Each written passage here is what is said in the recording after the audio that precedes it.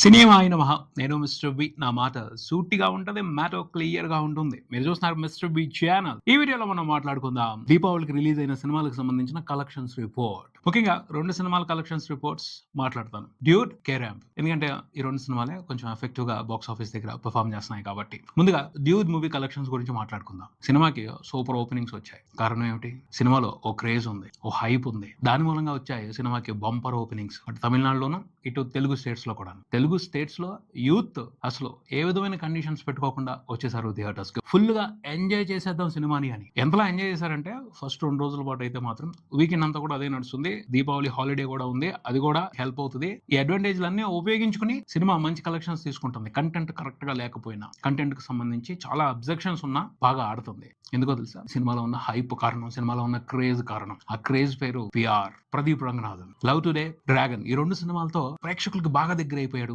ముఖ్యంగా యూత్ లోకి దూసుకుని వెళ్ళిపోయాడు. వాళ్ళు అతన్ని బాగా రిప్రజెంట్ చేసుకుంటున్నారు, అతనిలో వాళ్ళని చూసుకుంటున్నారు. అందుకనే అతని ఎంటర్టైన్మెంట్ ని ఎంజాయ్ చేయడానికి ఏ విధమైన కండిషన్స్ పెట్టుకోకుండా థియేటర్స్ కి వచ్చేసి సినిమాని సపోర్ట్ చేస్తూ మంచిగా కలెక్షన్స్ ఇచ్చారు. వీకెండ్ వరకు పండుగ రోజున కూడా మంచి కలెక్షన్స్ పడతాయి సినిమాకి. ఖచ్చితంగా అది బ్రాండ్ పిఆర్. ప్రదీప్ రంగనాథన్ బ్రాండే కారణం సినిమాకి ఓపెనింగ్స్ రావడానికి. సెలవులు అయిపోయిన తర్వాత వర్కింగ్ డేస్ లో ఏదైతే సాలిడ్ రెస్పాన్స్ కనపడుతుందో అది సినిమా కంటెంట్ మాట్లాడుతూ అంటారు. సాలిడ్ రెస్పాన్స్ కనపడలేదు, పడుకుంది సినిమా అంటే అయిపోయింది. కంటెంట్ ని ఆడియన్స్ యాక్సెప్ట్ చేయలేదని అర్థం చేసుకోవాలి. హీరో మీద క్రేజ్ తో వచ్చేస్తారు థియేటర్స్. ఎందుకంటే అతను ఆ రకమైన ఇంపాక్ట్ క్రియేట్ చేసి వదిలిపెట్టాడు ఆడియన్స్ లో. అలాగే కొంతవరకు సాటిస్ఫై చేశాడు థియేటర్స్ కి వచ్చిన వాళ్ళని. కొంతవరకు తన మార్క్ ఎంటర్టైన్మెంట్ తో సాలిడ్ గా ఎంటర్టైన్ చేశాడు. దానికోసం ఇచ్చేస్తున్నారు కలెక్షన్స్. యూత్ ఏదైతే ఎక్స్పెక్ట్ చేస్తారో అతని నుంచి, ఎలాంటి మ్యాజిక్ ఎక్స్పెక్ట్ చేస్తారో అది ఇచ్చాడు. అవి ఉన్నాయి. సినిమా అంతా లేవు, కొన్ని సందర్భాల్లో ఉన్నాయి. వాటిని బాగా ఎంజాయ్ చేస్తున్నారు. వీటి మూలంగానే సినిమాకి కలెక్షన్స్ వస్తున్నాయి. అంతే తప్పించి కంటెంట్ కాదు, యాక్సెప్ట్ చేయాల్సిన కంటెంట్ కాదు ఈ సినిమాలో ఉన్నది. కారణాలు చాలా ఉన్నాయి. స్ట్రాంగ్ కారణాలు అయితే 2 చెప్తా.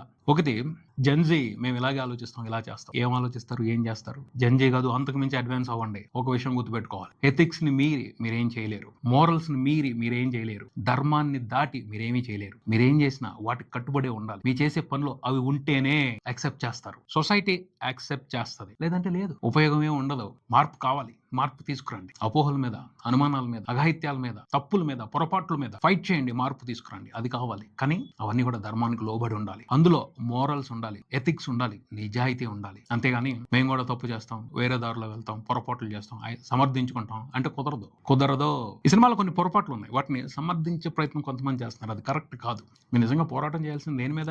కులాన్ని అడ్డు పెట్టుకుని పరువు హత్యలు చేస్తున్నారు. ఆ ఆలోచన విధానం మీద ఫైట్ చేయండి. ఆ పద్ధతిని మార్చండి, ఆ మనుషుల్ని మార్చండి. దానికి ఏం చేయాలి? అది ఆలోచిస్తుంది జెన్జీ అంటే. దానికి కొత్త పరిష్కారాన్ని వెతుకుద్ది, చూపెడుతుంది. అది జెన్జీ అంటే. అంతేగాని వాళ్ళు అలా మొండిగా ఉన్నారు, మూర్ఖులుగా ఉన్నారు కాబట్టి మేము వేరే తప్పులు చేస్తాం, వేరే దారుల్లో వెళ్ళి, అడ్డదారుల్లో వెళ్ళి అనవసరమైన తప్పులు చేస్తాం, దానికి కారణం వాళ్లే అని తప్పించుకోకూడదు. ఇది సినిమా. కొన్ని అడ్వాంటేజ్లు తీసుకోవచ్చు, అలాగే చెప్తాం, మాట్లాడొద్దు. సినిమా అయినప్పటికీ నువ్వు మెసేజ్ ఇస్తున్నప్పుడు అందులో సిన్సియారిటీ ఉండాలి, నిజాయితీ ఉండాలి. ఖచ్చితంగా ఈ సినిమాలో డైరెక్టర్ సినిమాటిక్ అడ్వాంటేజ్లు తీసుకున్నాడు. అవి నిజాయితీగా తీసుకో, మంచి సొల్యూషన్స్ తీసుకో, మంచి డీటెయిల్స్ తీసుకో, మంచి సిచ్యువేషన్స్ తీసుకో, పాజిటివ్ విషయాల్ని ఇన్వాల్వ్ చేయి, మార్చు ఆ పైన. అంతేగాని దొడ్డిదారుల్లో వెళ్ళి, దొంగదారుల్లో వెళ్ళి తప్పులు చేసి వాటిని సమర్థించుకునే ప్రయత్నం చేయడం మాత్రం కరెక్ట్ కాదు. కొంతమంది ఈ సినిమాని ఎందుకు యాక్సెప్ట్ చేయరు? చాలా రోజుల క్రితం ఈవీవి సత్యనారాయణ గారు కన్యాదానం అనే సినిమా తీశారు, దాన్ని యాక్సెప్ట్ చేశారు కదా అని మాట్లాడుతున్నారు. ఆ సినిమా చూడండి, అందులో ఎక్కడ విలువలకి, ధర్మానికి అగెనిస్ట్ గా ఏమీ చేయలేదు ఈవీవి సత్యనారాయణ గారు. న్యాయంగా నిలదీశారు జరగాల్సిన విషయాన్ని. అపోహల్ని, అనుమానాలని పటాపంచలు చేసే విధంగా ఆయన డిస్కస్ చేశారు సినిమాలో. ఆ సినిమాలో ఇద్దరు హీరోల క్యారెక్టర్స్ ఎంత నిజాయితీగా ఉంటాయి. అలాగే వాళ్ళు కూడా బాధ్యతగా ఉంటారు, పొరపాట్లు చేయలేదు, వక్రంగా బిహేవ్ చేయలేదు, సిన్సియర్ గా ఉన్నారు. కాబట్టి అది అందరికీ కనెక్ట్ అయింది, అందరూ యాక్సెప్ట్ చేశారు. నిజమే కదా, ఇలా ఎందుకు చేయకూడదు అని ఆలోచించారు. బట్ ఇక్కడ అలా లేదు. హీరో చివరికి వాళ్ళ మామయ్యని మార్చాడు డ్యూడ్ లో. అది మొదలే మార్చొచ్చుగా, ఎందుకు ప్రయత్నించలేదు? ఇంత యాగి, ఇంత గోల, అసహ్యం జరిగిన తర్వాత మారుస్తావా? అది ఎలా యాక్సెప్ట్ చేస్తారు? నువ్వు మార్చావుగా చివరికి. అదేదో ముందలే ఆలోచించి మార్చేస్తే అయిపోయేదిగా. కరెక్ట్ గా లేదు, మంచి డీటెయిల్స్ తీసుకోలేదు, ప్రాపర్ సెటప్ చేయలేదు, తన ఇష్టానికి ఎంటర్టైన్మెంట్ కోసం ఇలా చేస్తే ఆడియన్స్ థ్రిల్ అవుతారు, స్పెషల్ గా అనుకుంటారు అని తప్పు చేశాడు, పొరపాటు చేశాడు. సెకండ్ హాఫ్ ని భరించడం చాలా కష్టమైంది. థియేటర్లో ఉండటానికి చాలా మంది ఇబ్బంది పడుతున్నారు ఇప్పటికీ.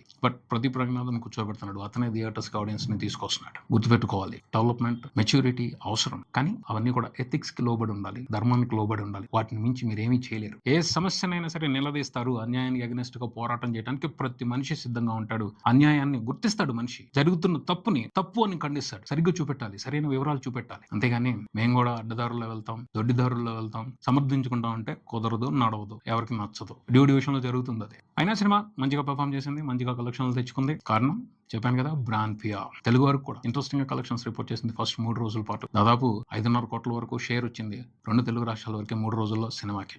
సినిమా బిజినెస్ 2 తెలుగు రాష్ట్రాల వరకు చూసుకుంటే 10 కోట్ల వరకు ఉందని తెలుస్తుంది. సోమవారం కూడా మంచిగానే కలెక్షన్స్ పడే అవకాశం ఉంది. ఆ తర్వాత ఏం జరుగుద్ది, వర్కింగ్ డేస్ లో సినిమా ఎలా పర్ఫామ్ చేస్తుంది చూడాలి. తమిళనాడు నుంచి కూడా పర్వాలేదు, బెటర్ గానే కలెక్షన్స్ రిపోర్ట్ అవుతున్నాయి. 3 రోజుల్లో సినిమా ప్రపంచవ్యాప్తంగా చూసుకుంటే దాదాపు 60 కోట్లకు పైన గ్రాస్ రిపోర్ట్ చేసిందని తెలుస్తుంది. దాదాపు 30 కోట్ల వరకు షేర్ రిపోర్ట్ చేసిందని తెలుస్తుంది. సినిమా బిజినెస్ వాల్యూ చూసుకుంటే 60 కోట్ల వరకు ఉంది. ఫుల్ రన్ లో హిట్ అనిపించుకోవాలి అంటే వరల్డ్ వైడ్ అన్ని వేషన్స్ లో కలిపి 60 కోట్ల షేర్ తెచ్చుకోవాలి. వర్కింగ్ డేస్ లో కూడా స్ట్రాంగ్ గా పర్ఫామ్ చేయాలి. చూద్దాం మరి వర్కింగ్ డేస్ లో సినిమా ఎలా పర్ఫామ్ చేస్తుందో. ఇక కే ర్యాంప్ ఉన్న సినిమాలన్నింటిలోకి బెటర్ అన్న టాక్ అయితే మాత్రం సక్సెస్ఫుల్ గా తెచ్చుకోగలిగింది కే ర్యాంప్ మూవీ. కిరణ్ అబ్బవరం పర్ఫార్మెన్స్ కి మంచి మార్కులు పడుతున్నాయి. అతన్ని బాగా అప్రిషియేట్ చేస్తున్నారు. అతను క్రియేట్ చేసిన ఎంటర్టైన్మెంట్ ని కొంతమంది ఎంజాయ్ చేస్తున్నారు. అది హెల్ప్ అవుతుంది. బెస్ట్ సినిమా అయితే కాదు, అందులో అనుమానమే లేదు. కాకపోతే ఉన్న వాటిలో బెటర్ అన్న విషయాన్ని అందరూ కూడా రికగ్నైజ్ చేస్తున్నారు. ఆ విషయం స్ప్రెడ్ అవుతుంది పబ్లిక్ లో.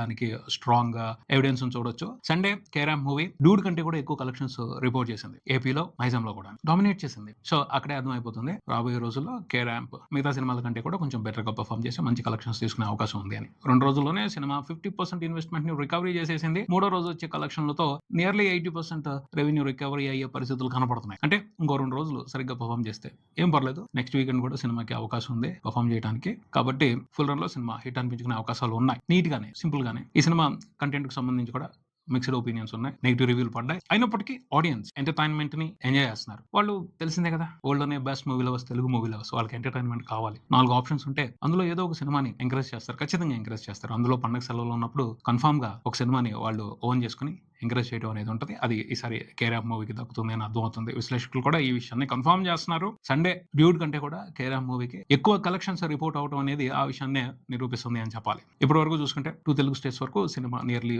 3.20 కోట్ల వరకు షేర్ రిపోర్ట్ చేసింది. వరల్డ్ వైడ్ చూసుకుంటే ఆ నెంబర్ 4.5 కోట్ల వరకు ఉంది. సినిమాకి జరిగిన బిజినెస్ చూసుకుంటే వరల్డ్ వైడ్ 9 కోట్ల వరకు ఉంది. అంటే 50% ఇన్వెస్ట్మెంట్ రికవరీ అయిపోయింది. ఇంకా 50% రావాలి. సోమవారం ఈజీగా ఒక 2 కోట్ల షేర్ వచ్చే అవకాశం కనబడుతుంది. ఆ పైన ఇంకొక 2 కోట్లు రావాలి హిట్ అనిపించుకోవడానికి. అది జరుగుద్ది, అందులో అనుమానమే లేదు. ఈ దీపావళి కూడా కలిసి వచ్చేసింది కిరణ్ అబ్బవరానికి. దీపావళి సీజన్ లో తెలుగు హీరోలు హిట్ కొట్టడం అనేది చాలా తక్కువగా అరుదుగా జరుగుతూ ఉండే మ్యాటర్. ఆ మ్యాటర్ ని బ్రేక్ చేస్తున్నాడు. దీపావళి హీరో అయిపోయాడు తెలుగు నుండి కిరణ్ అబ్బవరం. లాస్ట్ ఇయర్ కూడా కా మూవీతో మంచి బ్లాక్ బాస్టర్ కొట్టాడు.